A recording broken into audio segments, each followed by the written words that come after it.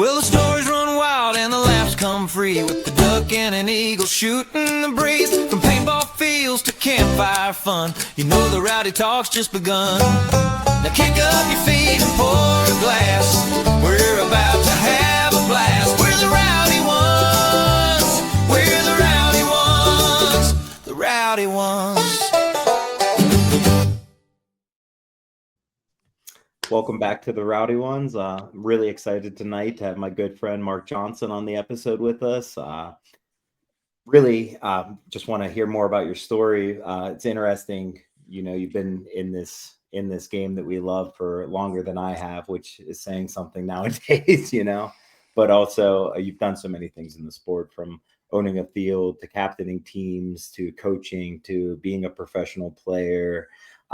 Playing on Team USA, paying players a livable wage to, you know, chase their dreams as well as your own, and now moving to a different franchise to be the coach. And I think those are all intriguing topics, but more than that, I just want people to, you know, get to know more the Mark that I know and not just the snippets they see. So welcome to the show, and thanks again for coming on. Appreciate it, man. I watched every one of your shows since you started, so it's a blessing, and I feel appreciated to come be a part of it. So, you know, it's when you're on this side, a lot of times where we are, there's a lot of people that have misperception of who we are and what we do and why we react the way we react sometimes, but they've never been in our shoes 90% of the time, so they don't understand the level of reaction that we have sometimes, which sometimes doesn't come across to be the most professional or the most, you know, sought out way to go. But in the day, we're all people, so it is what it is, you know. So you're seeing like, oh, sorry, go ahead. No, if we can't be rowdy like the rowdy ones in paintball, then what the hell we're doing here, you know? So that's what I'm talking about. Sometimes I get a little rowdy. And they're only seeing, like I said, the extremes, the small samples, because you know we're under scrutiny at all times, and it's our responsibility to protect our own image, I guess, if you say. But I think if you're a real human, then you should just be naturally yourself and allow people to like you for being you. And people are emotional beings, and we're doing that at such a high level about something we've cared about our whole lives. You're going to have those moments that to someone on the outside who's just watching it for entertainment doesn't understand the, you know, what all went into that moment. Yeah. And the amount of time we put into what we do, I mean, it's lifetime commitments for some of us here, you know, and the guys, some of the players that are coming in early that are maybe criticizing or looking at us in a different fashion, they don't understand the amount of, you know, things that we committed to, what we sacrificed. And I mean, I was just watching Ryan Brand's podcast on the way home just a minute ago. If y'all watched the Sheldon podcast, watching his, and God, it's like a right out of a chapter of my book. It's like, paintball was here before you, and paintball will be here if things don't work the way it may be. So they just don't understand the level of commitment that a lot of the guys in the pro league, I would say a lot of them, but and there's 50% of us that have been doing this for 20 plus years, you know.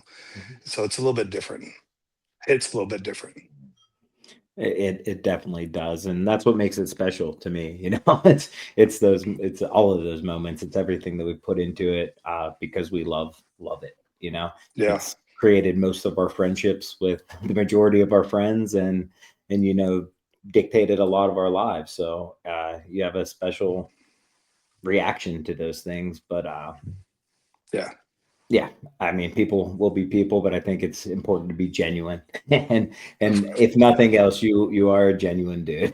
I mean, the people that know me like yourself, that we don't just talk paintball, we talk life type situations. We've been around each other for a long time.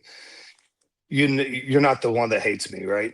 You're the one that understands, maybe this is what's going on in that scenario or whatever. So you don't put a level of judgment on me that's at a dislike. It's more of a, you know, understanding what he's probably going through that time or whatever. You know, you go out and look at the amount of times, you know, that we've gone to paintball events and paintball practices and been in all these occasions that can create a rowdy experience, because that's what people, they look at that and like, I don't like that guy because the way he reacted in that situation. But that multiplier is by 100 compared to majority of the paintball players out there. We've done this hundreds of times, and they've done it tens of times, or 20s plus times, or whatever. We've done it so many times that it just experience and situations occur, whatever, whatever they want to, again, I'm still talking about the rowdy side. I'm not talking about the loving, caring Mhm. counselor, friend. I mean, God, you and I talked on the phone in the off season, probably 45 minutes or an hour, just talking about us as people and leaders and of our organizations and things along those lines, that people have no clue what we do to just, inspire and teach and guide the next new player coming up. They have no clue. So And that's okay, because I mean, we do it because we love doing it. We don't do it yeah, for yeah, recognition of it, nah, but you're 100% right. And I think another aspect of it that a lot of people don't consider is when you've been in an early, like, developing sport like we are in paintball for decades, you've seen so many iterations and eras of it. Like, we grew up through like the punk age of skating to where it is now in the X Games, right? So we've, yeah, lived all those different experiences in such, key ages in our life, or at like times in your life where you're a sponge and you're taking on like aspects of it, and it's all molded us into who we are now and how we react to things now, and what of person course. we are now. So it is strange to think about like how many changes we've been in paintball. Like, I've known about you for a long time. We obviously played against each other, since the 10-man days. But I didn't really get to know you until we played together on Yeah, cap in that yeah, 10-man. And that's when, I went from just being like in passing, like, I like you, I've never said anything about you, but you're just an acquaintance, to being acquaintance. what I Yeah, would consider a of friend. course. And it's like, and I think that's so true in all aspects of life. Like, I think right now it's, we're more polarized as a nation, whether you're talking politically or anything you're talking about, than ever. But it's like, man, I can talk to almost anyone and have a real conversation and get to know someone truly if I don't come in with like those preconceived notions and Exactly. Exactly. I had a situation, similar to that, is, where you you listen to what people tell you, right?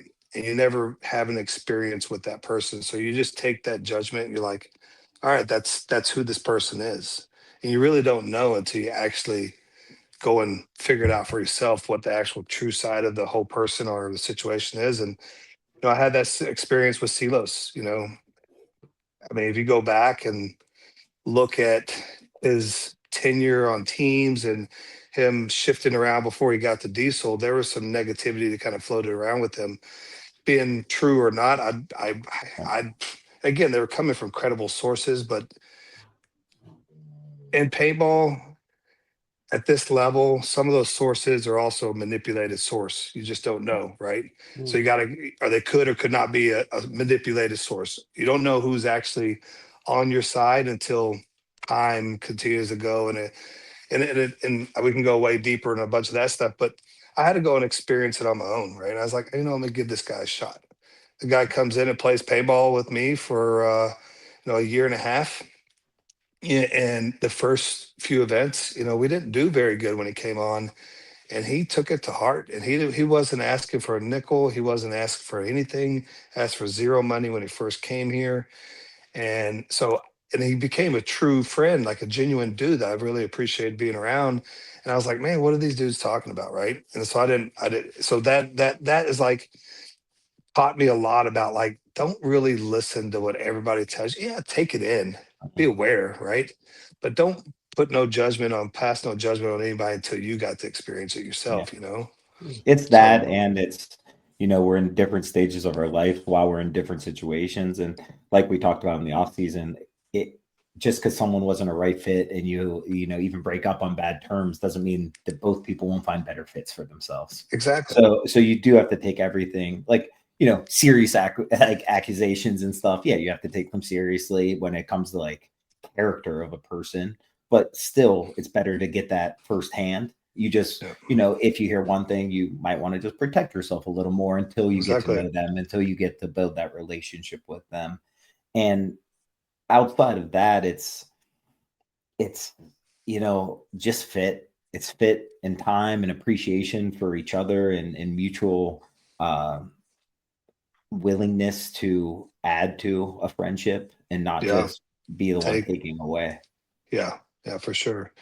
And in situations I've been in, I've been in every role of a paintball team that you can probably imagine, from the player that's just going to the tryout to trying to get a spot, to growing into an organization, being a leader in an organization, a captain on a team, to a financer of the team, to the owner of the team, to so many facets of it. So I've seen every relationship that you can have within the aspects of a semi-professional to professional paintball team, and it's very eye-opening, and you literally are able to kind of walk around a little bit more and understand the whole aspect of professional paintball once you kind of go through all those roles. And you've done it yourself, even though you haven't signed the paychecks every day. You're leading your team, you're captain of your team, you're helping make decisions and movements of your team, right? So it's a lot of hats that we wear at this level.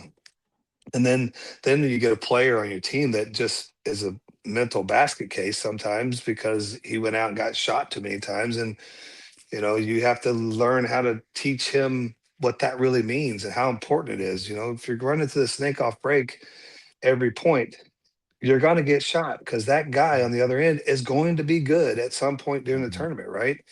And so it's a nature of the beast. So we become counselors in our whole thing as well.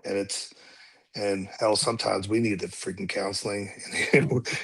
And so then you're like leaning on other dudes at your level to try to counsel each other. And so, It's true, and it's because the most important things in all of sports is confidence and mental tenacity, yeah, and you can't really teach how to get that back. And so when someone loses it, it's like it's always there on the fine edge of losing it for any top yeah, all athlete, of us. right? And it's the onus is on you to keep that edge and to make sure that you're on the right side of it. And as soon as you falter a little bit or you see someone faltering, yeah, you want to help them, but like every person needs something different, and that's where like that fit comes in and everything. Because to me, when I look at players that have been around and successful at a high level for a long time, it's all players that have gone through periods in their career where you could tell they lacked a little confidence, and all players that had to get it back and learn how to keep it on their own and make sure that it Mhm. wasn't as fragile of a thing. Sure. You have to build toughness around that so Yeah. that the little things don't bother you and you can put things into context more. And if you don't have that, you can't be a serious competitor. Well, it also comes down to like, we if we all understand on this team that we're all going to make a mistake at some point, and we're all able to not hold something against each other and just move on to the next, right? Let's keep performing, be better. There's prime example. You'll probably remember way more detail than me, but I was standing right there when it happened. You guys were in Texas, I think, and Sam or something was on the field about the something was you end up not winning because of something occurred on the field, and it was a player didn't go his way at a certain time. You immediately looked around to all the other guys and like came in and said, "Hey, that's we don't need to worry about that. We did everything right to here right now. We come and pump him up when he comes out." I remember the exact situation. I was standing right there when you said it, and you made sure that when that player came off the team, that the players in that pit treated him with still respect and didn't look down to him on that mistake. It could happen to either one of us, right? And it's so And important if you're wanting to expect greatness out of someone in the future. And yeah, it's not just for their confidence, but it's for all the people around there too. Because everyone has to realize like anyone could have had that situation happen.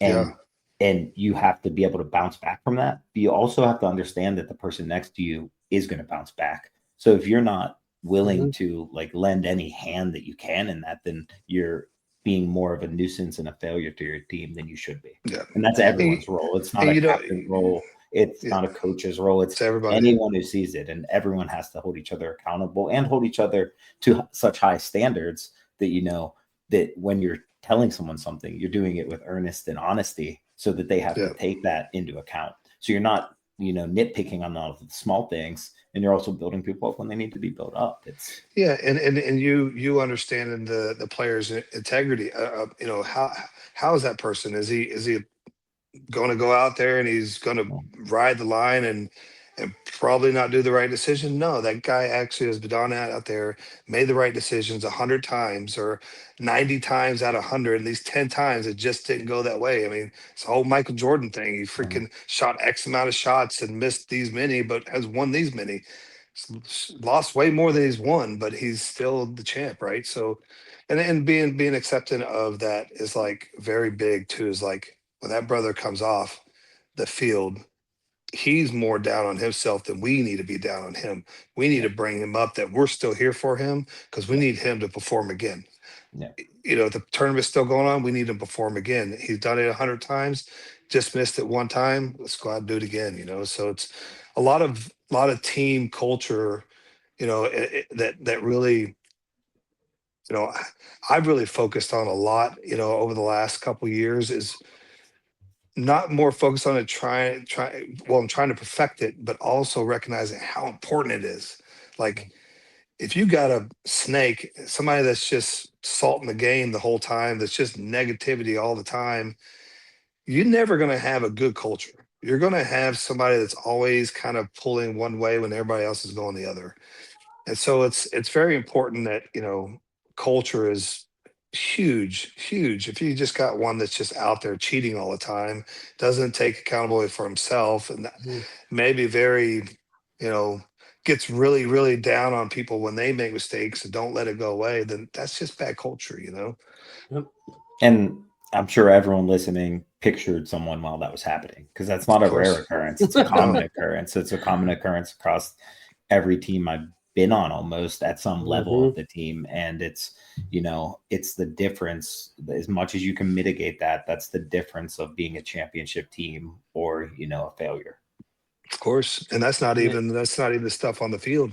I mean, that's stuff you have to work on off the field, where that takes a lot of time. So when you're building, like myself, when I went to go pay all these pro players to play, I knew that this was 3 to 4 years worth of work, right? Because you got to get the culture right. You got to get everybody moving and get the right pieces and play. And we had those discussions, and I remember being really happy to hear you say that, because it was the truth, Yeah. I mean, I lived through it multiple times. I've won multiple pro spots, and it took time to get those. I mean, I didn't just go out there and oh yeah, 1 year you win them. No, it took me 3 years on one and a couple years on the other. It just takes time to build to do it. Just gets everybody buying in the same direction. We're all buying in. If the coach says everybody go right, we're all going right. Why? And if we all failed, it's okay. We all bought in. We went to do the same thing as a team. Not that coach is all going to say go right, but that's the gist of the whole thing. Buy into the process, and that's what we are with the new organization I'm at right now at the Aftershock. Is end of the day is like myself and Todd and a couple other guys, Tyler and Matt Holgeson. We kind of the coaching group of the team. And it's all about to the players just buying into the process. Even if you don't agree, we'll figure that part out after we do this piece. And if this piece doesn't work, we'll listen to you. Why didn't you agree? Well, this, and this. Well, it worked here and here, but didn't work here and here. Let's adjust that. And that's all about just buying in and being okay with failing, right? You're never going to be great at anything unless you fail at it a couple times and you trip a few times. So be okay with that stuff. And you don't really learn that stuff until you get older.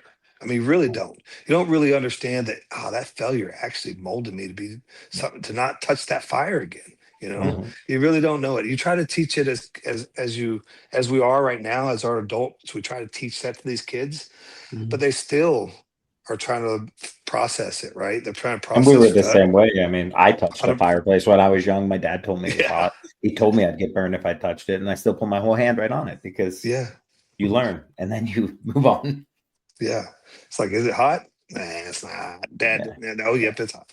That So, was really hot. So I do want to ask you, you touched on it a little bit. So you're going to Aftershock to go coach this year. Um, I do want to ask you, what was the thought process, your breakdown, deciding if do I need to transition to this? Do I want to? I just kind of want to know that process, because that's got to be hard. I mean, Diesel was your baby, and I mean, you put a lot of time, money, and just like a ton of effort into it. So I mean, it couldn't have been an easy decision. No, that's a perfect question for him, and it's one I would like to ask myself. And before you answered, I just want to say, like, I was extremely happy that you went to Aftershock, not only because you're going to be a part of like a coaching contingency where I think that you guys, your personalities all work really well together, but you also have struggled with that coaching in the past, like having a player do it or stepping aside and doing it. And now you're in a position that I think is better. But what excited me more than that was the fact that, when you do lose something that's your baby, that you grew, you put your blood, sweat, tears, and cash behind, and see lifelong friends, like, step away from the sport, go their own life direction for a little bit. I'm just happy to see you stay involved in the sport this soon. Yeah. Like I talked to you this off season, I really, we're lifers. I knew you're always going to be there, but I do think like just being back sooner and building something else up and re-energizing the love for it, it was exciting for me. So like I was Awesome. very happy with your move, and now I would love to hear all this. Yeah, appreciate it, man. Thank you very much. And thank you for the conversations for sure.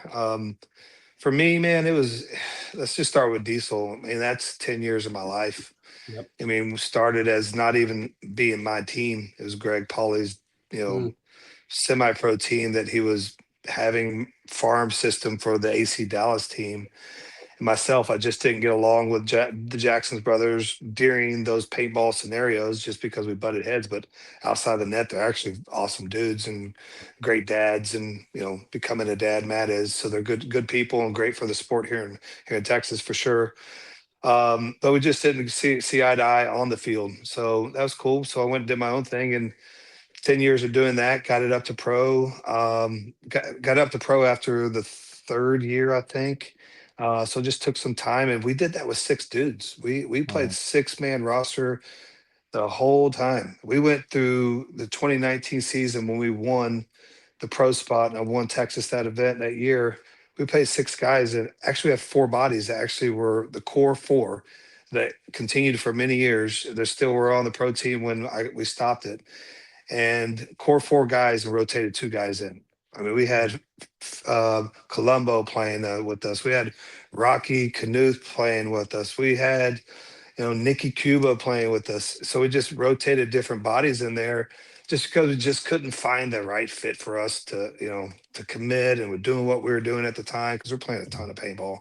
We're playing 2-3 days a week, shooting skid and a half a weekend, just tons of balls. So not a lot of people can do that at that level all the time. And so, so we got to pass all the stuff. We got the World Cup, the whole story. My buddy Clint and BJ both retired right there on the paintball field. On Saturday, we got cut short. We went 2-2, which was, was okay, but we wanted to do better. We thought we could do better. Our roster just changed. I got rid of all the money guys.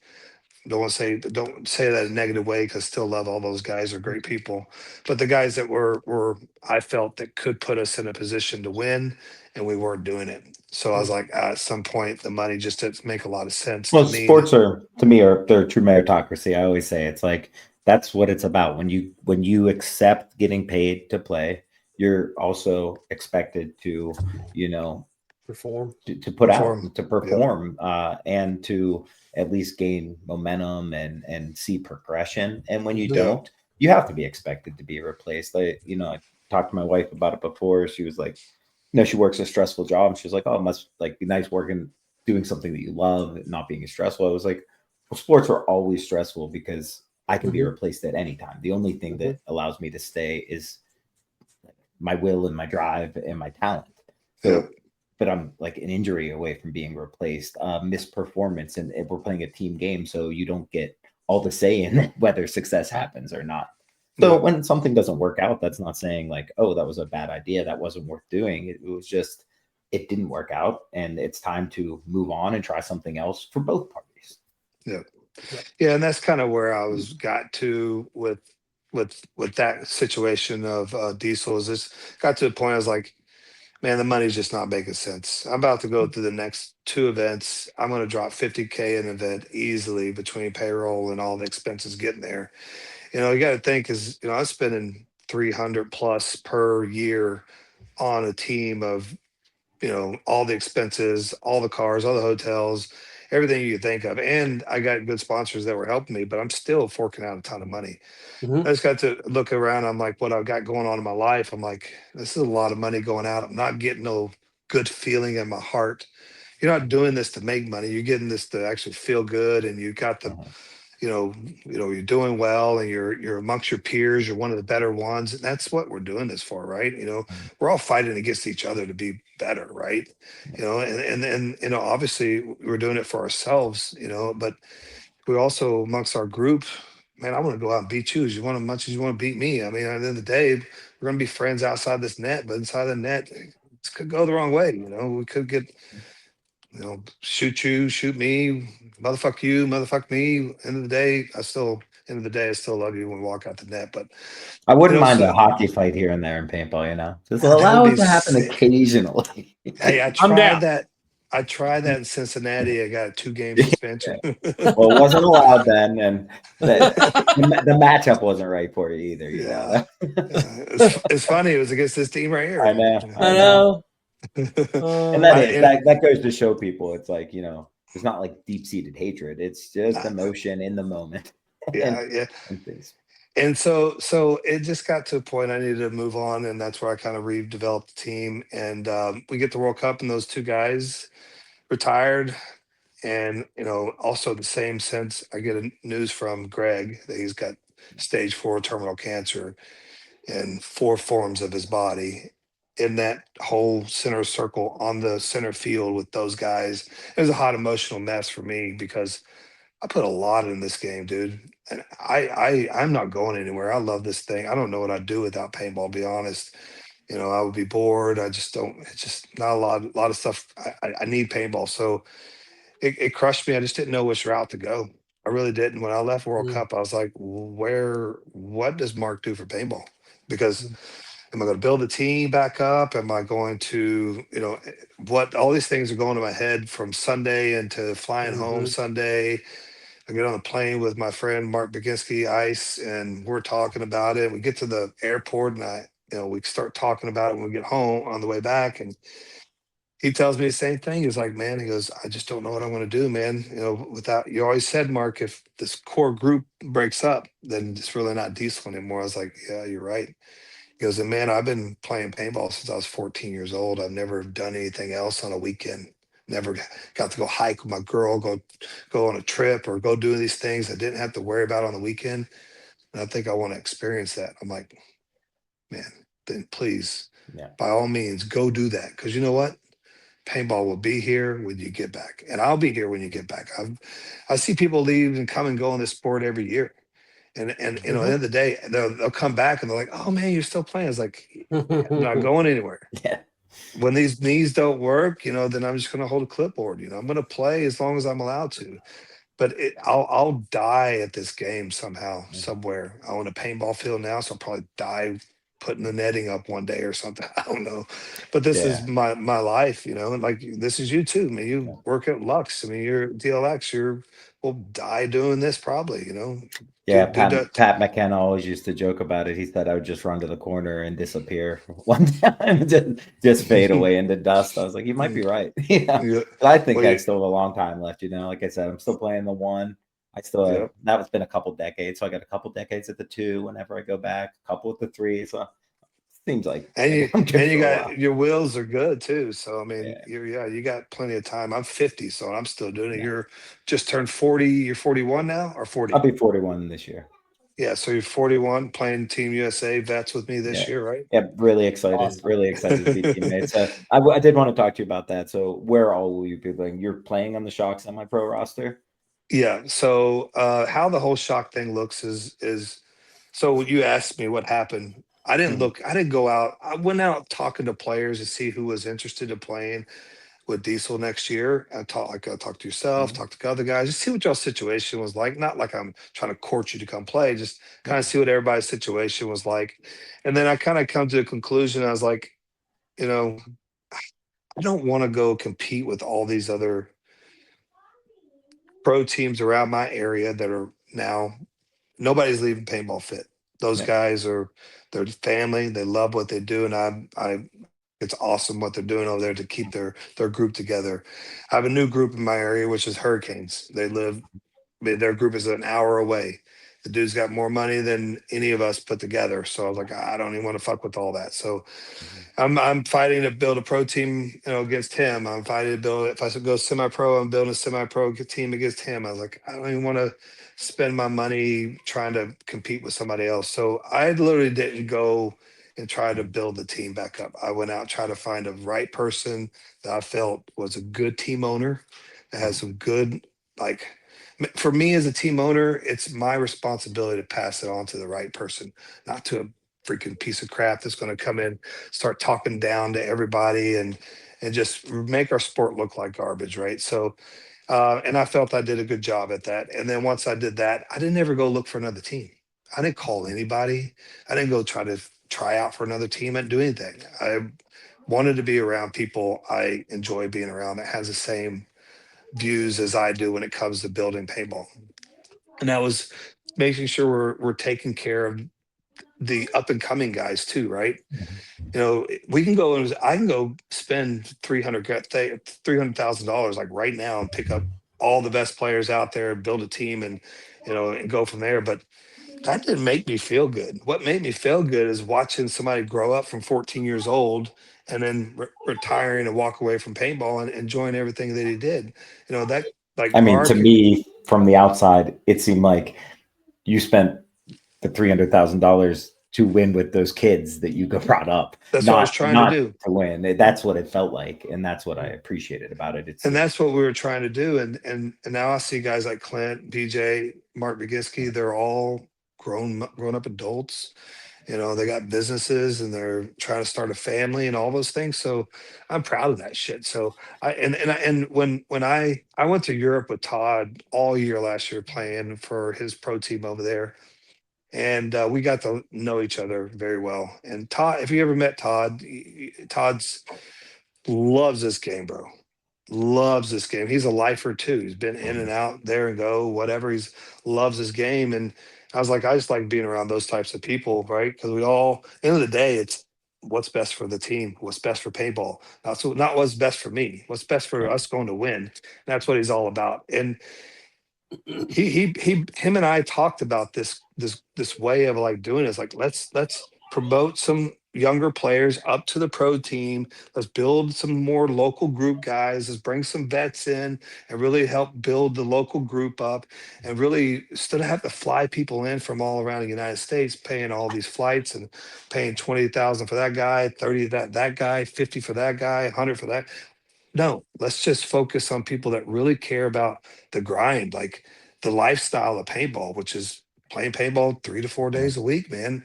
And that's what they're doing in Florida. They're playing 2 to 3 days a week.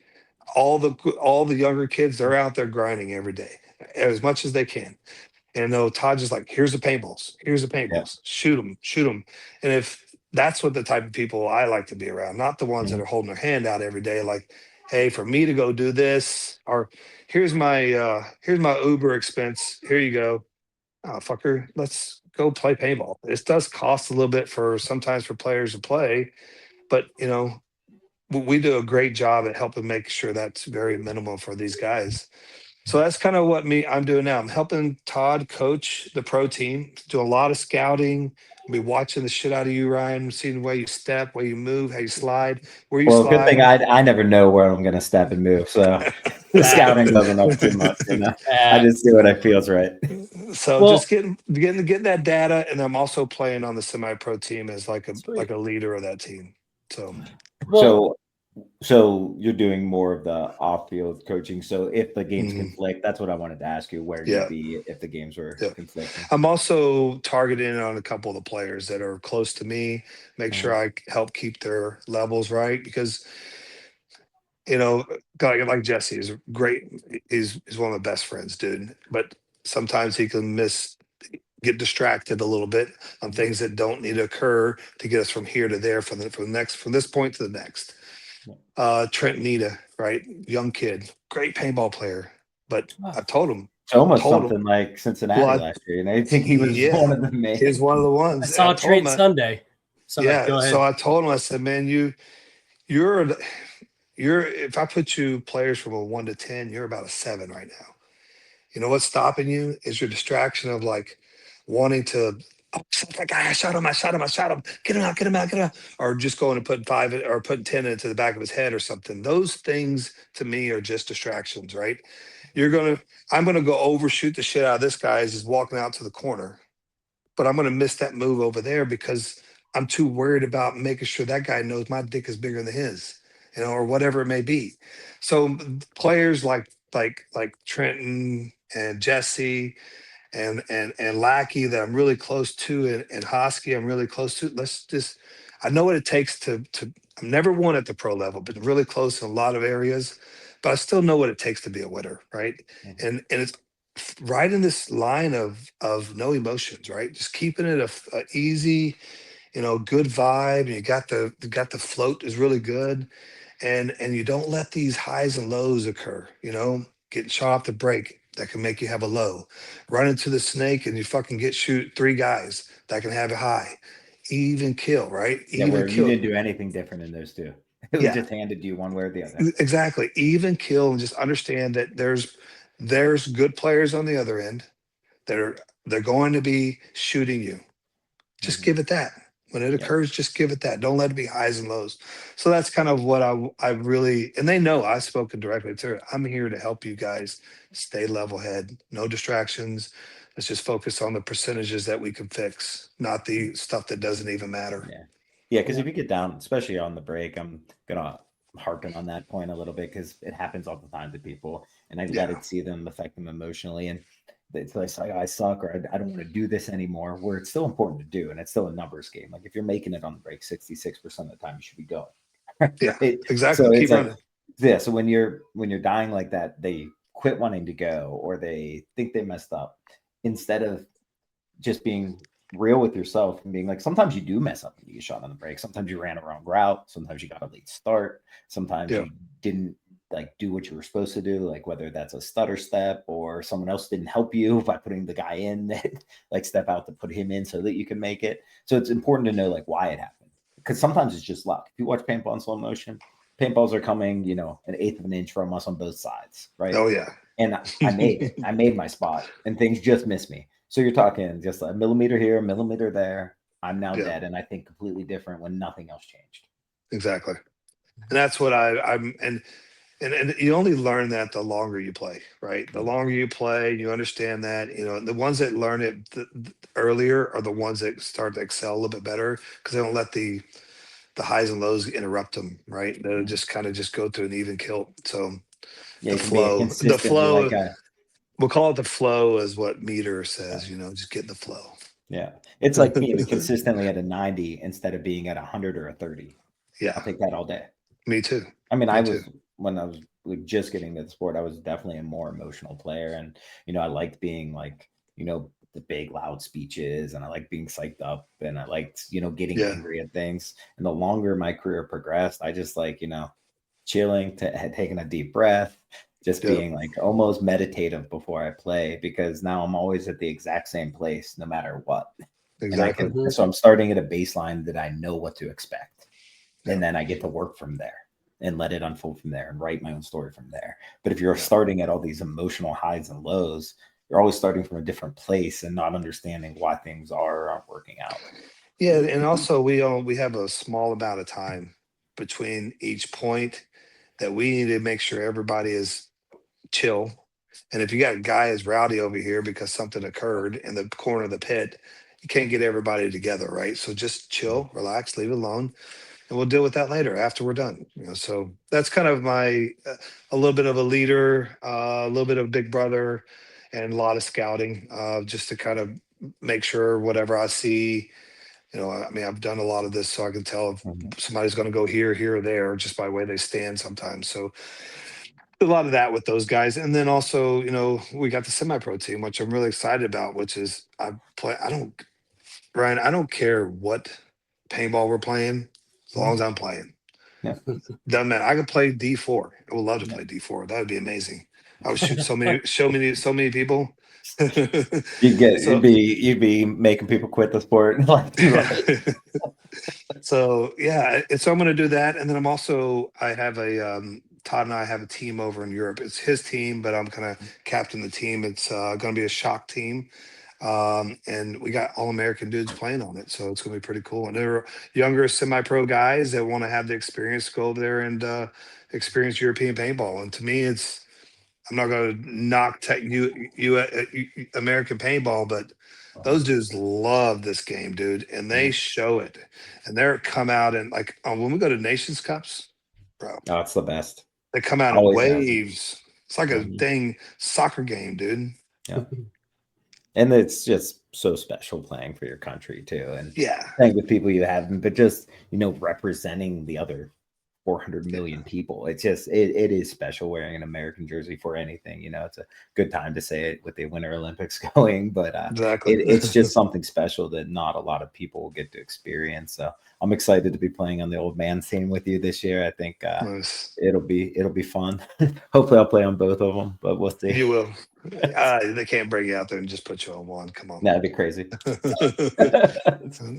They need a winner like you on that team. We got third place in both teams last year, so we need a trophy. Not this year. First across the board. Yeah.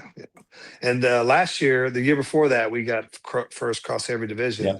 This past year, we fell short in the men's and the vets. So And I've played on a lot of them, and the same things happened to us before. When first a couple years in a row, and then lose to the Russians in the finals, and it's frustrating because you feel like you're letting everyone down because you are, and it doesn't. Those hurt more than some team losses that I've had and other things that I'm putting significantly more time into. Right, we're all-star teams put together, spending a couple days together and playing those, and those losses still hurt like you've big time lost something you worked your whole career for. When is that this year? Have they released? Yeah, it is. Sorry, I got. No, you're good. You can. No, dude, Could not thought of. We should have known anyway, but it's like August, September time frame, I believe. I got it on a calendar over there, but I just don't want to get up off the. No, yeah, you're good. You're good. Yeah, might have to book a flight. It'll be a good time. It is. Good time. It's been a minute since I've gotten to go to Europe. And for me, like you said, I think it's awesome. You guys are bringing the younger kids over for that because that's great. Those trips to Europe in the formative years of my life with my best friends, and it is what made me into who I am. It's not just that, obviously, but it's having that adventure, seeing different perspectives, learning how to deal with unique problems. I mean, back then we were traveling, no self-service, no phones, no credit cards. You're just winging it, and learning how to do that when you don't speak the languages with your best friends. I mean, there's no better. You can't pay for schooling like that, and it's not only is it fun, but it's so worthwhile in ways that they won't even understand now, but will eventually. Yeah, I mean, that's what I try to tell everybody in paintball. If you ever get a chance to travel to play, go to other countries or whatever, do it. Do it. Just do it. Spend the money. If it's you got to get a flight and they're paying for it, just do it. You're going to love every bit of it. It's going to make you love this game even more because you're seeing you go to Thailand and see how happy they are to play paintball, and you they see you as an American, like this icon professional player, and you go over there and you're like, oh shoot. And all they want is your autographs and buy you all your jerseys and buy you all your socks and your t-shirts and your hats and buy your whole gear bag. And it makes you feel really good. It's hard for for guys like myself that weren't really great at any other sport but paintball, that actually makes me feel like, I'm important to somebody, right? Like this game meant something to somebody. And you can't, I can't replace that in anything else in my life. I've been successful in businesses, in multiple businesses, but I can't replace what this game gives me. And it's really, I guess I don't say it's hard to explain it's hard to explain to people that aren't about it, but it's easy to explain to guys that are really about it, right? Mm-hmm. Because we understand that there's something, if we walk away from this game, that would probably hurt us really good. It take a lot of time to deal with if we walked away from this game, right? Because you just don't. Ryan, where else do you go where you can't make it from your car to the pits without having to stop 15 times to shake kids' hands, and you can't do that anywhere else, man. Ryan Moorhead is not Ryan Moorhead in the football game or the baseball game or over here. It's paintball, so it's tough to replace. It's No, your you're home. 100% right. And like going overseas is a unique perspective on that. But I found like you can get that locally too. It's weird because Yeah, we all go to the same fields all the time, and then you get used to your surroundings. You get used to the people around you, the cliques, the groups, whatever. Like I love when I go to a new field because it's that feeling to a smaller degree. People that are just excited to see you, excited to see new people at their field, to play with new people, to be, hosts, and you can get that on like a local level too. And I'm not saying it's yeah, good to be. It is good to be loyal to your home fields and things like that, of but it's course. also it because you're building a community. But it's also important to see what other communities have, because you can bring those positive attributes back to your community and build it even stronger. Because any relationship, and that's what going to a field is, that's what a marriage is, that's what a team is. Any relationship is going to go through periods of like laissez-faire, just like kind of like stalled out periods of not growth, because you get comfortable in it. And it's important to see the other aspects and to learn where you can improve and what you're doing well. Yeah, for sure, for sure. It's definitely crazy. Like it's like the same core group of guys you had for Diesel, right? It's the brotherhood that is only really found. I mean, where you really find that really is in a military setting. Like there's Yeah, not really many other places that just resonate that emotion, the roller coaster, the highs, the lows, the downtime. Like, I mean, it's everything that is a mimic. The only difference is one game you get shot, you come back from. The other one, you don't. I mean, yeah, that's the reality of it. I mean, even when you're out there, it's like Ryan, when you and Ronnie went out to practice for y'all's first time this year, you're having these moments, and you have these moments, and Ronnie was like, "Oh, my gun's down." He was like, and y'all were just talking about the gun while those moments are going on. You're playing the game and you're having a blast, and then he was like, "Oh yeah, you look good in those JT goggles." And I mean, it's the same atmosphere as the military. It really Yeah. is.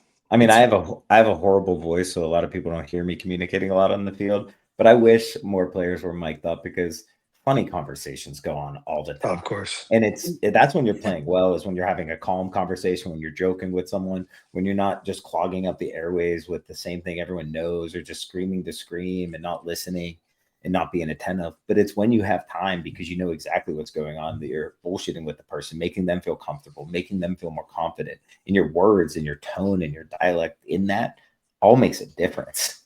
Yeah, Like if I sound panicked when I'm responding to someone, they tighten up, they restrict a little bit, they're like, oh less, shit, what's going on? yeah, What's going they're on? less free, they look around, they come off their job. But if I'm just like, oh, I got you, babe, it's not a big deal, it's this, that, like that allows them to play loosely. And that could be in any situation. It can be in a 2-on-5. It can be in that, but it allows them to say like, oh, he's calm, I can be calm. Because if you Yeah, of hear panic, you will start panicking. course, of course. Yeah, I teach a lot of that too when I talk to younger players about how you're communicating. Is to communicate with calm voice, right? Because that means you kind of got a understanding of everything what's going on. So yeah, I totally agree. Yeah. So I think that's what I think a lot of people like. Y'all feel it, you see it, but I think it's a really cool thing that it's just such a close connection to people that actually go to combat. together. And I'm right? blessed. I'm blessed that I got to get that experience without risking my life. Because had I been in that same situation, I'd be dead, 100,000 times over the way I play. Right. So, you know. You get to play again after your mistakes, right? Exactly. Yeah. So exactly. it's not a bad thing, but no, it's funny. It's the same thing in the middle of when shit hits the fan. The funniest part is like there is just BS and just like when you're like, oh, we should be serious. It's just this funny. There's these funny things that come out and just are going on, and it's the exact same thing. So I think that's what's really cool about this sport. And talking about being serious and just having, one thing on Diesel, we always had Clint was, Clint's like my son, right? He's grown up with me. I've grown up with him. He's my best friend. He was my best man in my wedding. I was his Got the best man at same his last wedding. name. Same last name. Calls me dad. And but having him a part of the team, if he wasn't there at practice, is kind of be kind of a little stagnant little thing. But him there, cracking jokes and doing this, kept everything kind of at a not. I mean, yes, we're taking it serious, but we can still have fun with each other. Not have to worry about being so serious all the time. So a guy like that on the team helps a whole lot, right? I love Some hearing that about him from everyone too, because I did hear it from everyone who ever played with him. But like that is not what I've ever would have expected from him yeah, in my brief moments with him, right? Like until then that goes to prove like you really don't know someone until you're around them when they're vulnerable, when you're around them all the time. Because yeah, I looked at him and I would have never thought he was like that guy, the funny guy, the guy who brings brevity into a situation, who allows things to breathe and move on and allows people it to enjoy does. the moments. And those are the moments you remember. And that allows all that other information to soak in more. Yeah, and he brought that to brought the just calming of the whole thing, the jokingness of and a lot of leadership and a lot of faith within our organization as well. We believe in the faith. We believe in the things of the power of above. So he brought a lot of that with us and helped us kind of keep our feet grounded when things weren't going well, because it's tough when a team doesn't do well. It's tough. I mean, not just with amongst it's tough to keep the players together, tough to keep their minds right, tough to keep their energy up. Because unless you have those veteran seasoned players that just kind of even kill you, just understand the wave. You got to get through certain points to get through the wave, and get through.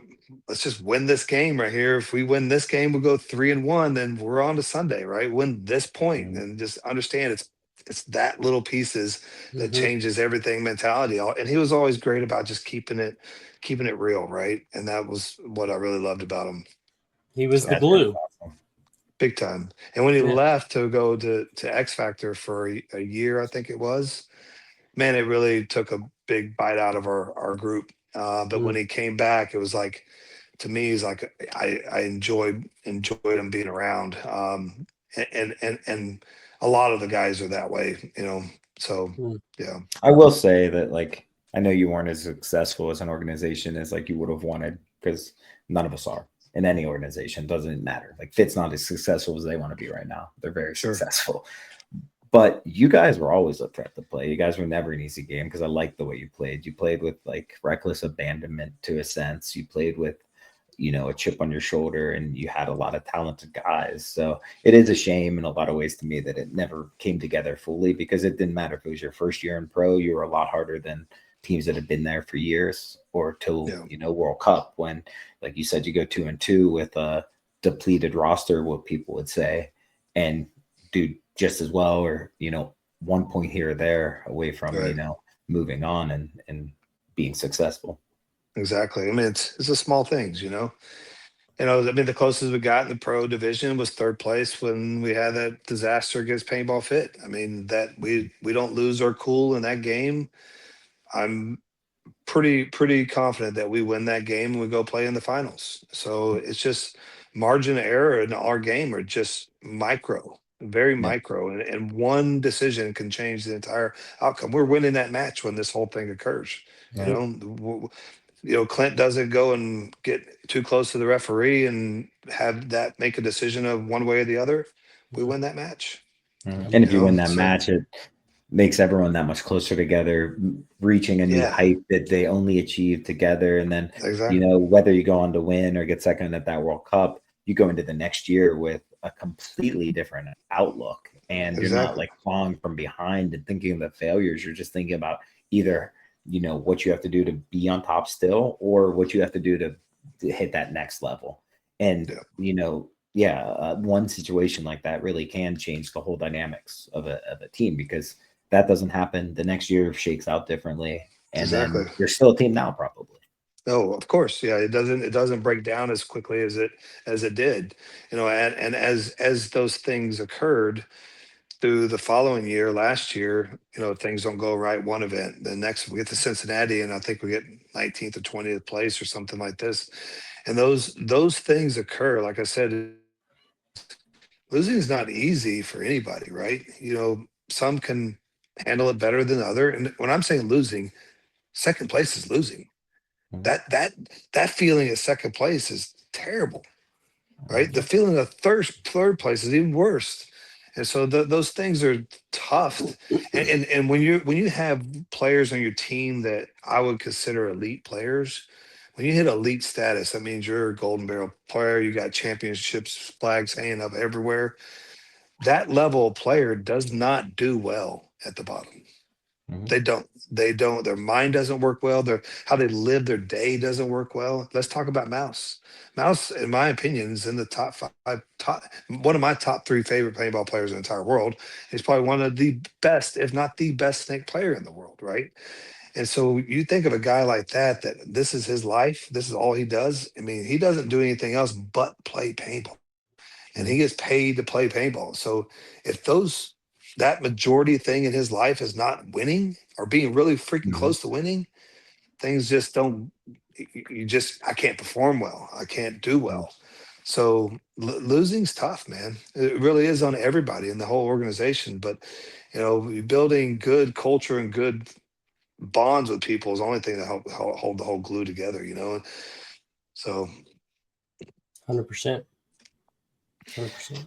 Yeah, I've gotten way too many second places, way too many thirds, way too many every spot yeah, pretty much, and it's always brutal. People like to say second's the first loser. That's not right. It is the last loser, but there's are still a loser, yeah, we and all lose.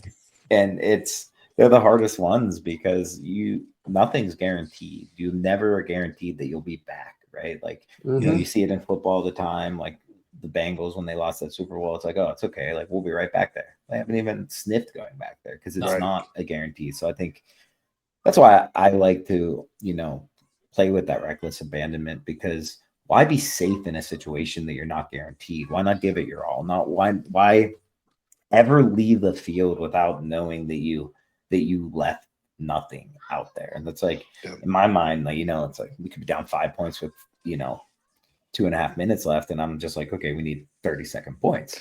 And if you ever give up before that, then you probably shouldn't be playing at that level. And that's not fair because it's not how every player's mentality is. Some people need other people to give them that confidence and others don't. But to me, it's so selfish to ever, and it's foolish to ever not just give it your all and willing to take a few extra risks and not waiting for someone else to win, but trying to win with them and allow opportunities for other people to have it. Mm-hmm. Because I think that's what happened to Heat, when we went on that like year and a half, 2 year uh, loss on Sunday streak. And we had some of the best players in the world on our team, Yeah. way more talent than that should ever be happening with. And we're losing all 1 point games on Sunday, and those are a bounce here, a good call here, like Yeah. just like a slightly different start away from like moving on and possibly winning the tournament.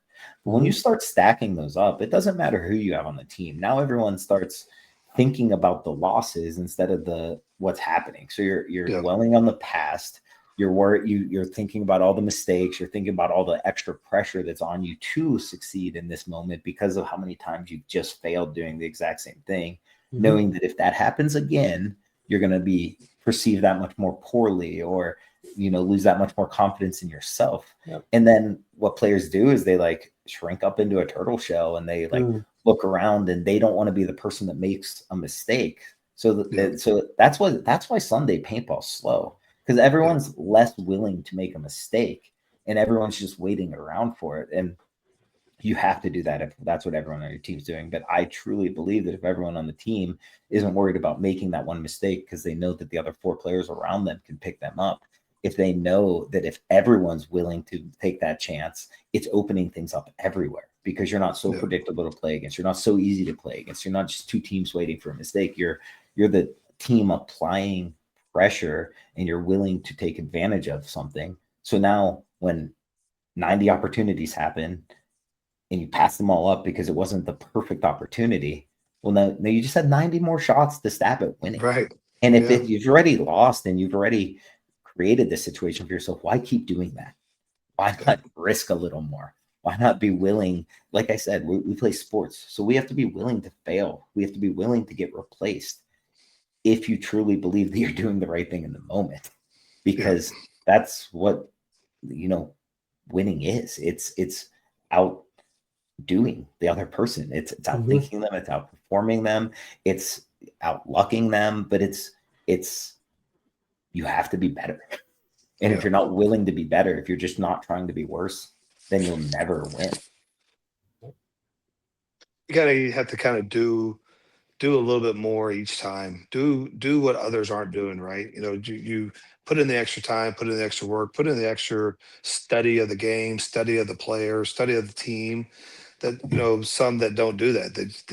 So it's kind of where let's go back to this whole shock thing. Is like, over time, you recognize there's some of these players that have been playing for a really long time. Their commitment to the game is showing up on layout weekend, right? Learning the layout. They may have a couple team practices here and there, right? And they'll go to those. But when it comes to layout weekend, and so it's like, to me, I think that's a person that's just kind of got used to the deal and is not doing anything extra.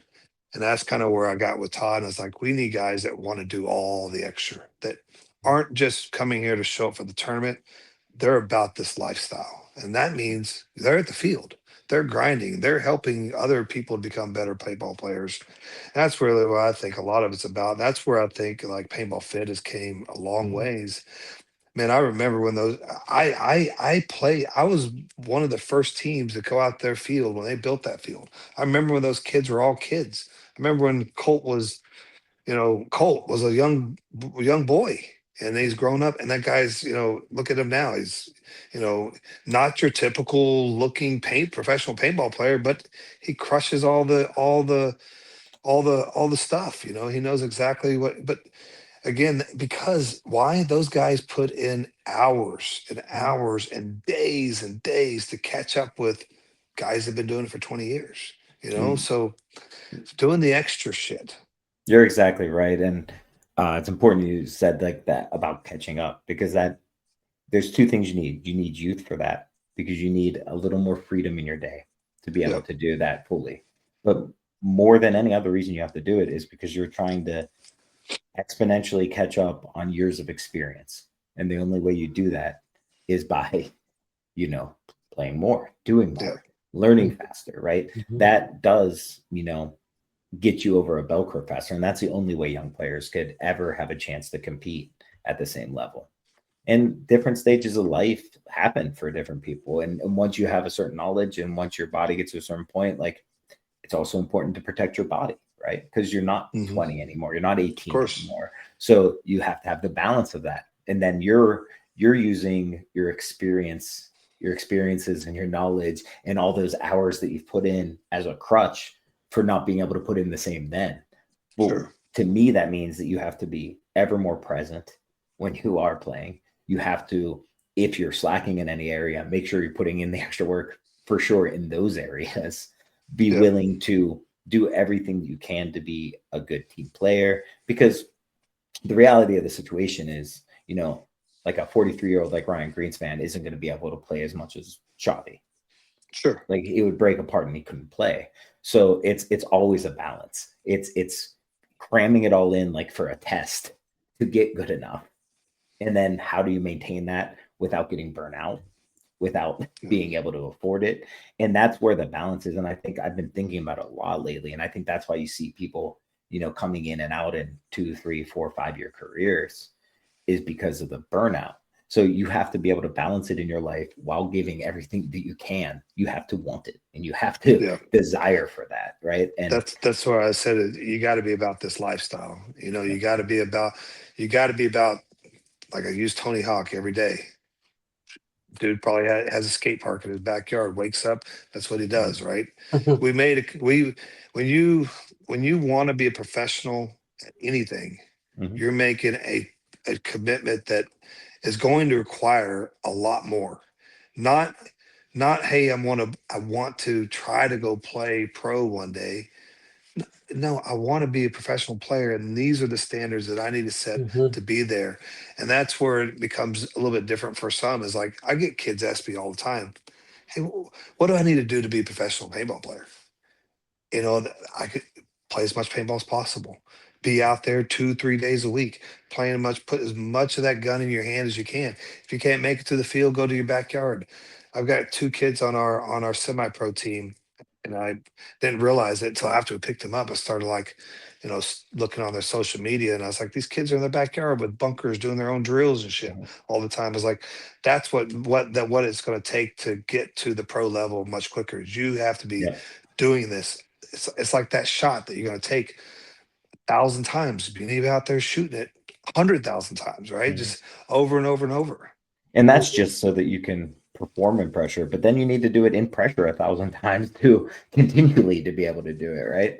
And that's like game speed versus practice speed. That what is important is, seeing players that love it enough to put in that effort, because those are the players that can succeed. It's not seeing someone who asks how they can become pro. It's seeing someone who goes, no, I want to be the best player there ever was. Because in my mind, every professional athlete should think that, at least in their position, or else like, what are you doing? Like, and I get that that's not how it is. And some people are just like, I'm just, competing the best I can at this level, and that's good enough for them. But to me, it's like, man, I always struggled looking up to anyone because I never wanted to. I wanted to be better, and I'm not always going to get that. But if I don't have that goal to strive towards, if I don't have that desire, then I'm emulating people, then I'm happy getting close to something. But if your own level is just what you can imagine, then you never stop desiring to get better. And that's what like fades off the like complacency for me. And that's what, I think allows me to love this, going into my 23rd, 24th year pro as much as I did when I was 12 years old and started playing paintball. It's because it's just like, it's not, what other people can tell me it is. It's, man, this is what I love doing, and it's whatever I want to make it. And the onus is all on me for that. And I think if more players like, approached it with that attitude, knowing that you need help along the way, but you also need to need it. You can't just want something. You have to need something, or you'll never really get it.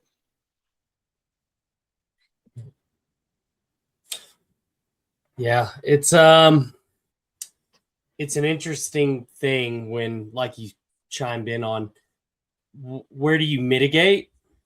But also it's like, what's funny is when you slow down, man, you start feeling old. It's like, that's 100% true. I always tell people as soon as I'm done playing paintball, I'm going to be broken. Oh, dude! And for right now, I'm doing good.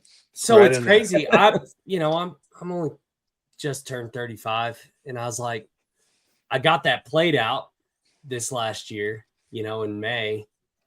It was life-changing to me, and it's because that plate slowed me down. I stopped doing stuff, and now I'm like, oh, the world is still mine. I was like, and the more I'm doing every day, I'm like, I was like, okay, my body knows what's up. But then it's that when you hit that slow down cycle, it's just like, it was like, it beats on you so bad. Luckily, they have these great things called BPC 157 that'll help you bounce back from some stuff these days. Yeah, Yeah. man. pep talks are good. I don't think people should be on them constantly, but I think using them for recovery is It's good. helpful. Yeah, I haven't started them yet, but I've definitely been doing my research lately. Because the older I get, you know, after a 2 day, 3 day practice run, you're a little sore for a few days, and so a little bit of recovery will work a lot. But Mhm. I'm 50 years old, and if I can do it, come Mhm. on, man. Anybody can do this, at 50 years old. I mean, at 40 or whatever, just got to get out there and just do it, man. Just And you're like sore make it. too because you gave it your all during those, okay? Like I Of never course. understand people that can practice at like 50%. Like I can't No, do that. Like No. like I will throw my body around into the last point. When someone's like, "Oh, go half speed so I don't get hurt," I went, "If I go half speed, I will get hurt. Like I have yeah. Yeah. to be willing to abuse my body because it's my weapon." Well, Like, and My also, mind, my oh, go mind ahead. doesn't think like that half speed. My no, mind won't allow my body to be half speed. I'm like, I've pulled things half speed. And I'm like, "Whoa, this is stupid." Like It's because you don't practice half speed. If you don't no. practice it, then you're gonna hurt yourself. And if you practice 100%, that's where you need to be. I That's your honestly don't baseline. even like it when people on my team like will be like going out to do like off the break shooting, and people will like line up, shoot it, line up, shoot it, line up, shoot it, pull up, slow, shoot it. I'm like, that's you don't get to do that. Like I no, don't like it. Like I like to go up, dig my toe into the ground, build up pressure throughout my legs, feel what I'm looking at my shot, and then take it. And if I missed it, well, that's the learning experience. I don't get to right. hone this in slowly and then be expected to do it at full speed at the Yeah. drop of an instance. And I think that's the difference. Like for a lot of players, they tell you like, "Oh, I need to get in a groove. I need more play time. I need this." But like that's the difference of players who can come off the bench hot and not. It's because if you're expected to be, if you can't come off the bench in the fourth point and give 100%, well then why should you ever play the first point? Because Yeah. the first point's always coming off the bench, Yeah. and that was my problem with players that have always like approached it that way. I was like, that's selfish. Like you just have to be ready to do anything you can in your moment, and then you have to earn more moments. Yep. 100%. Yep. But recovery tools, I made Ryan a believer. I kid you not. Get a good red light therapy and then get a vibration plate if you don't have one. Best recovery tools. And then you match red light therapy. My PRP doctor actually told me about it. He said, I told him, I was like, I'm already on BPCs. Long story short, I thought I was having a reoccurring back injury. I tore my L5S1 and had a bulging L5, did some PRP like 13, 14 years ago and healed me. But I thought I was having a relapse back there in my low back. And so I hit this guy up. He was, someone recommended him to me and I just texted him. Legit, dude. He goes, I don't think you need PRP. He's like, I think you should be taking BPC 157 and doing red light therapy. And I said, he's like, if that doesn't fix it, he was like, because the red light therapy activates the BPCs even more and make them target your Okay. healing. Well, red light therapy in itself just increases your circulation, and circulation's It does. necessary for healing. So, But you remember the regimen I gave you, and then you're boosting all your cells. And well, you know me, 100% all the time. All good. The vibration plate he was talking about, I thought it was the biggest piece of junk science that I ever heard. Like, but you're talking about your lower back. I throw out my lower back probably once every 2 years, and it's like a 2-week recovery. I was scraping you in Vegas. Yeah, because I'll play with it still. I'll be crooked. Like if I pull my shirt up in a mirror, like my whole thing will be bent. I'm like, it hurts to walk, but a little adrenaline, a little bit of running, and a little it goes away. Yeah, not giving any cares to it. You just can at least deal with it in the moment. But yeah, Hal bought me a vibration plate, and I was like, it's ridiculous. I shouldn't have spent money on this. But I recovered from that, like when I pulled my back this winter in like 3 days, and it never happens that fast, no matter what I've ever done in the past. So I was like, okay, I'll believe things that work, even if they're placebos. If it works, it works. If it works, baby. But yeah, what's crazy was it ended up what was pulling my low back out of place constantly at my L5 was the plate in my lower leg. He had all kinds of problems with that. He had a bunch of screws and a plate in there.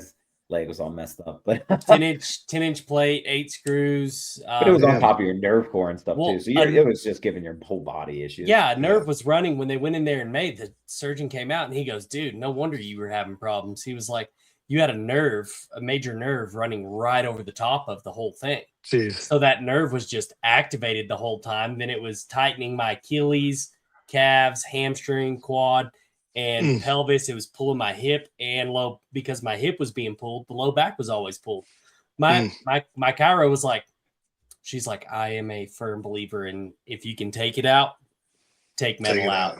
She's like, because your low back doesn't even go out anymore. I'm gonna leave all the metal that I have in my body because it scares me to think of him chiseling it out. Dude, I still got a lot. I got some in my knee. They couldn't get all the screws out in my leg. Like, I'm gonna have arthritis in that leg for sure. I'm no metal in me, but I do definitely have the arthritis building up for sure. Oh, yeah. I mean, it's natural from 28 years of doing this. It's the knees, the hips, and the shoulders and the elbows. Those are the ones. I really do believe that paintball players should be lifting less weights and doing more yoga, though. Yeah, I agree. Your flexibility, and that staves off arthritis, but it makes you so much better. It makes you so much more less injury prone to be flexible, because you're not pulling your muscles, like you're not needing to get warmed up as much. You're because your body can do those things. And too many people want to get big and stuff, but that just kind of makes you stiff. Like, you have to be explosive, so your lower body has to be powerful, but your upper body doesn't have to do a whole ton. So like it kind of behooves you need fast reflex muscles, and outside of that, you don't really want to be big in paintball. It's a unique sport in that aspect. You got to get small a lot too. Yeah, it allows you to get in these weird little shot positions and stuff too, like yourself, and Harrison does a great job at it as well. Really unique little areas that you can shoot from. I think big guys, like I said, they're like big, wide, like bulky guys. It's just, I mean, now you're that much bigger in the bunker, Like, if Tyler Harmon put on 40 pounds of muscle, he's not folding up like he does. No, he's not Tyler anymore. No, he's trash. He's slower. It's just true. And I think it's unfortunate, because I think a lot of good players are not benefiting themselves on the field by wanting to look a certain way. Bulk up. Yeah, definitely. Like, I might just be saying that because I hate working out, though, Yeah, I think that's it. But no, I mean, you're right. Like, getting to a point when you're going to the gym and working out, though, and like actually using muscles to gain strength and not physique, that's important. But like you said, mobility is huge. Like, if you go out there, you roll your ankle, you do something weird with your knee, hip, whatever, if you're flexible and you're good there, your injury rate, your probable of becoming an injury statistic is way less. So of course, it's flexibility, but it's also explosiveness you want to build up, right? Like, if you build a strong base, it's like building a house. Like, if you have a good foundation, your house lasts longer. Like, if you have strong ankles and strong feet and strong legs, your whole body will stay a lot more injury free. And that's, like, I know it sounds stupid, but like, the shoes a lot of people wear are really bad for them in sports. That's why you see a lot more Achilles injuries these days, is because, people are wearing shoes that essentially have lifts across them. So your Achilles is compressed at its normal state instead of being like here, it's smaller. So now when you're extending it to full extension, it's putting more pressure on it, right? So it's like, if you can be barefoot more, if you can do more calf raises, if you can do more squats, body weight squats, Asian sit poses, things like that, like, now you're building up that strength. You're keeping those injuries away, but you're just building a good foundation and solid base for the rest of your body. Yeah, 100%. I wouldn't say I'm a fitness guy by any means. I'm like you. I hate the gym, but I make sure I stay active as much as possible. And it's just being at the field playing. I do my cardio, do everything that I got to do, but lifting weights and doing all that is And there's a right thing for everyone. Everyone's different, but I just always hate it when people look at some people like, oh, you need to get in the gym more. It's like, no, you have to do whatever you need to do to get better in the area you need. That's what you need to do. But what works for me doesn't necessarily work for you. And the same goes for you to me. So I think it's important to like realize that and make sure that everyone is doing what they need to do, but not expecting them to do exactly what you had to do because everyone's coming from a different place physically. Not Well, to change it, not to change the subject or anything, but we haven't got to talk about Houston Heat at all. I know this Yeah, is about yeah. it's about me, but I'm interested in hearing about you. To me, I these saw are the first try, I've heard the first yeah, practice. I saw 7 or 8 bodies there. So you're missing one, we only maybe had two. we only had 6 there. We were missing Okay, 2 for 6. that, but we were running with 8 players. So no, But I appreciate it. And any questions you have, I'll be happy to answer. Because to me, like these aren't like interviews; these are conversations, and yeah, conversations have to that's be why we do it. reciprocal. So like I like this. Like I think that's the only way that people get to find out the truth behind things. yeah, So yeah, this year, like when I talked to you, like I didn't think I'd be going back to Heat, but you have enough conversations, you feel comfortable with something, and now I'm extremely excited about the direction we're going because I think we have a good mix of hungry players and experienced players, but everyone is hungry and everyone yeah. is versatile.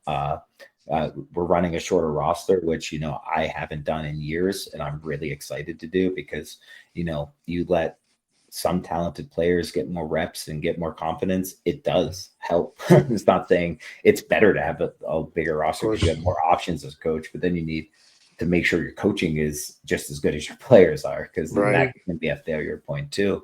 But for me, it's just like, we haven't been as successful as we wanted to in the last few years.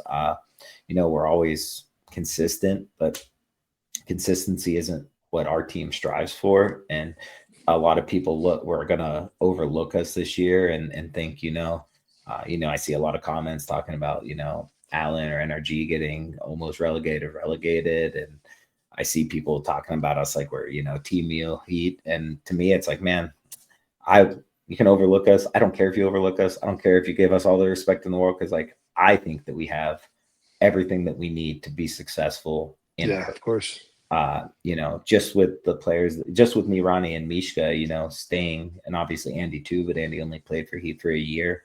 Us three have, more than 40 years of playing time just on Heat. Yeah. So it's like, I've won with them a lot of times. Now we're adding in players that I think have a ton of versatility, different chips on their shoulders for different reasons, whether it's, not winning an X-Ball tournament, or a player like Rob Velez, going to Impact. I think he's a great player. He's really blossomed in his older age, Yeah. kind of moving around on teams, never finding like a consistent home, but getting a player like that, a player like Cody, who, like I said, has never won, but he's a fantastic player. Cody. Mikowski. Okay, I didn't. Okay, he wasn't Yeah, there. he was not there at the first practice, but he was the guy. So Alan brought, Chewy and Austin Yep. from NRG. And then outside of that, he picked up Chris as our coach first. And then Cody was like the next player that signed. Got it. Maybe I didn't see that one, and I Yeah, didn't yeah. realize if Mishka was staying or not, Mhm. and what happened to Chad and Sam. Yeah. So, like I said, like as an organization, we were a failure from top to bottom, from players, coaching. We just didn't do what we needed to do to win. So no matter what, like there was going to be changes, and Alan and Sarge and Chris, decided who they wanted to approach first Sure. and how they wanted to build their team. And I know that Chad is still interested in playing this year. I know I'm not going to speak for him, but I know he's going Sure. out to a practice this coming weekend, and I think it'll Good. be a good spot for him and for them. Sam, I think, has a lot of good paintball left in him too, but at the same Sure. time, I think I don't want to speak for him, but I think it's obvious now that he hasn't been searching for an NXL team, and for him, it's just we are best friends, and all of us Yeah. as a collective have done this on this team and built this team for so long that if he had to do that all over again, was it worth the amount of days and effort and Sure. that to put in? So like knowing that it wasn't going to be the same no matter what it was this year, I think he's going to take a step back from that, focus more on his job and building paintball stats up more as well. And he's going to play the 10 mans with me and Chad. So I'm still going to play with Chad and Sam on Trauma Nice. for the 10 mans. Oh, It'll be cool. exciting playing with all those old dudes and Cowboy Of Roy. course. Like I love all those dudes, and I haven't ever got to play with most of the trauma guys, but have been playing against them for 20 plus years. So excited about that. Excited to still, have an outlet to play with Chad and Sam. And I think Sam is going to look, and maybe he still loves paintball, he still wants to play. So I think he was interested in maybe going over to Europe this year and playing. And that way, instead of being gone for his work all the time and then gone for paintball all the time, like now he can go to this, bring his girlfriend over to Europe, be there with him a little bit. That'd be cool. Just move on. Like I think it's similar to an Ice situation. Ice probably would have stayed if the other two didn't retire, but now of course the whole picture looks different to him. So it's like now I'm ready to move on too. So I think that's the gist of it. And then as far as the other guys on the team that aren't back, Jackson and Cody are reformed the Blast semi-pro team, and I really believe that they have a great chance to win a pro spot this year. I think they're a great team. I think they learned a lot. I think they're fantastic players, and I have the utmost respect, especially for Jackson, who going into last year is probably like my least excited about pickup. Not because I didn't think he was a good player, but he didn't wow me in a lot of senses, and he was still young and growing as a captain on Blast Camp. But man, playing with him, he's one of those guys too. He's like awesome personality, great sense of humor, but loves paintball, lives paintball, all about it, breathes paintball, thinking about it constantly, is working to get better. And he's someone who's easy to play with, and he's willing to take criticism. And like by the end of the year, like I love playing with him, and I would play with him again at any time. Like I gained so much respect for him. So I'm excited to see, whatever he does this year with Blast Camp guys, and it will be hard. Like to me, it like feels like I played with him for a lot longer than a year. So that is tough. And then Soap, I believe, is going to take a year off and just focus on life and stuff too, which I think is going to be good for him because he has so much raw talent that he needs to make sure that he has the drive to do it. And I think last year was a little tough on that for him, being on our team.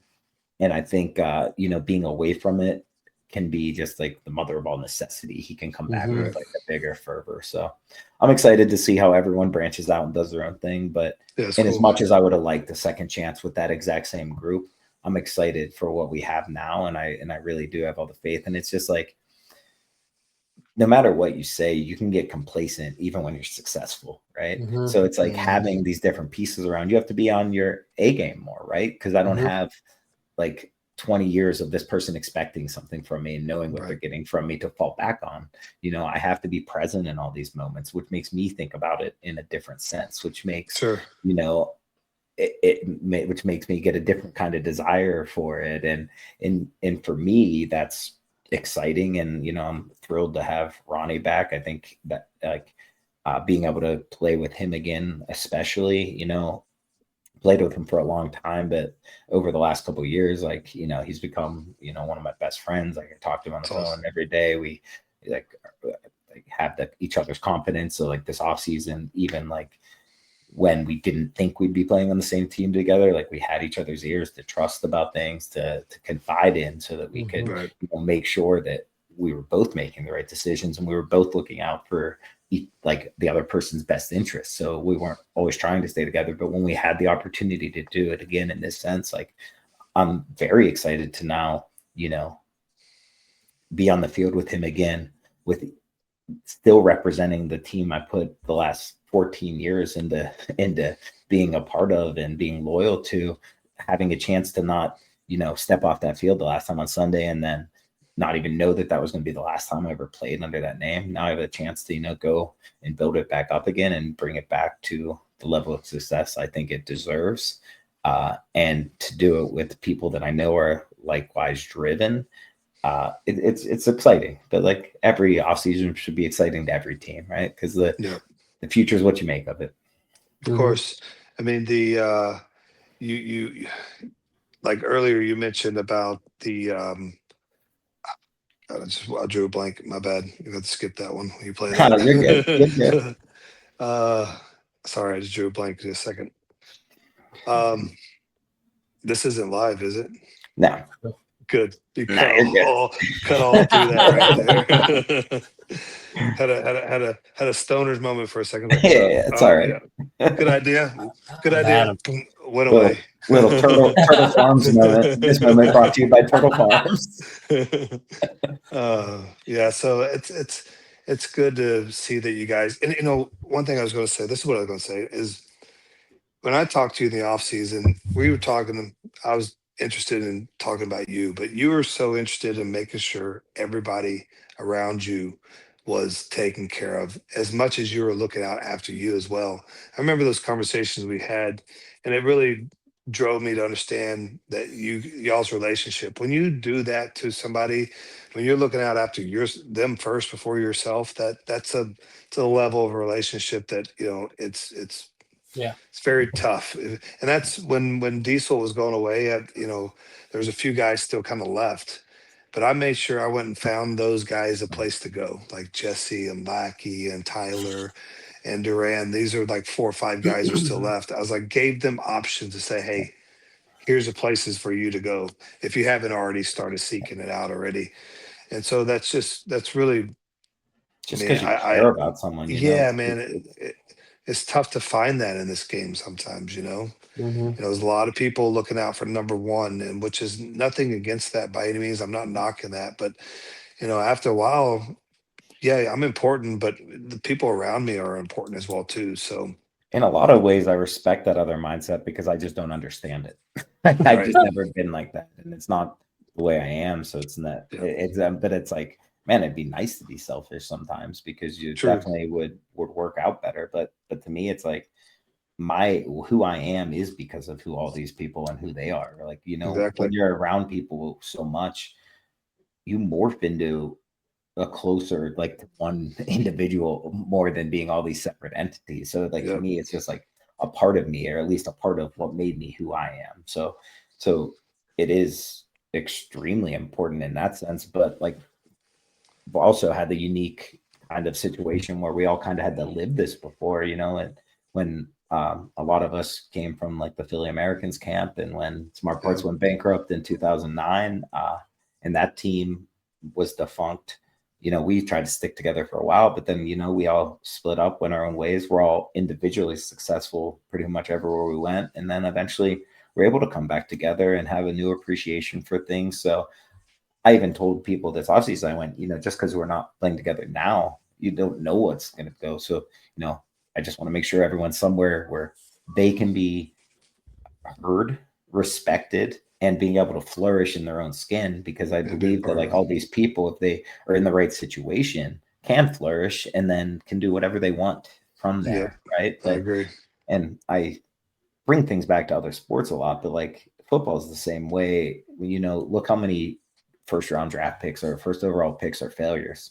I Oh guarantee yeah, you that if they went to other situations, they would have been, some of the biggest successes in the league.